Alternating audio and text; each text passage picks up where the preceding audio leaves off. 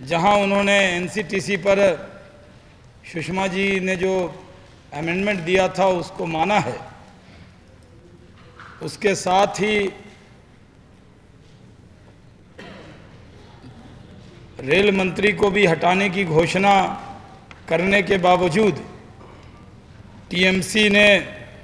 Walkout किया। ये पहली बार हुआ है कि रूलिंग पार्टी के मिनिस्टर वॉकआउट करके बाहर गए और सरकार के पास 272 नहीं है, 227 है। बहुमत से ये सरकार कोसों दूर है और जिस तरह से प्रधानमंत्री जी ने पहले ये दावा किया था कि उनके पास नंबर है, हम लोगों ने उनके दावे को पार्लियामेंट के फ्लोर पर परखना चाहा था और वो दावा उनका पूरी तरह से खोखला साबित हुआ। इस सरकार के पास बहुमत नहीं है, यहाँ तक कि बीएसपी भी वॉकआउट करने के बावजूद और तृणमूल के वॉकआउट करने के बावजूद सरकार के पास 227 का ही आंकड़ा है। सरकार अभी भी 45 सांसदों की सरकार के पास कमी है और जिस तरह से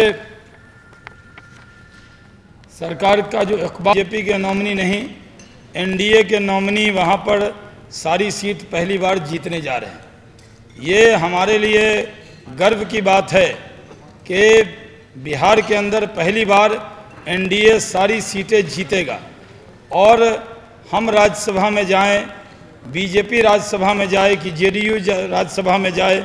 कौन कितनी सीटों पर लड़े, ये हमारे अलायंस का मामला है और अलायंस में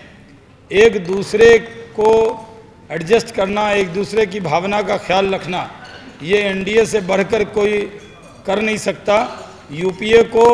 बिहार में जो हमारा एनडीए अलायंस है उससे कुछ सीखना चाहिए।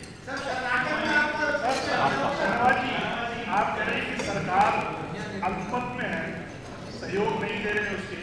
तो आपका जो विपक्ष है उसके पास इतनी ताकत नहीं है कि अविश्वास प्रस्ताव लाकर और सरकार को गिरा दे और पंजाबी चुनाव की बात करें? नहीं, ये सरकार अपने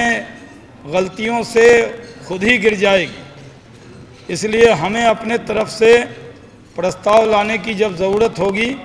तो वो रास्ता हमने अभी मना नहीं किया है, लेकिन अभी बहुत जल्दबाजी है कहना कि हम अविश्वास प्रस्ताव को भी लाने वाले। लेकिन ये इस सरकार को जब भी फ्लोर पर हमने टेस्ट किया है तो हमने पहली बार इनको टेस्ट किया था लोकपाल, जो राहुल गांधी जी का ड्रीम प्रोजेक्ट था कि कमज़ोर लोकपाल पर संवैधानिक दर्जा चढ़ाना चाहते थे, उस पर भी इस सरकार के पास 272 का आंकड़ा नहीं था। आज भी राष्ट्रपति जी के अभिभाषण पर इनके पास 272 का आंकड़ा नहीं है।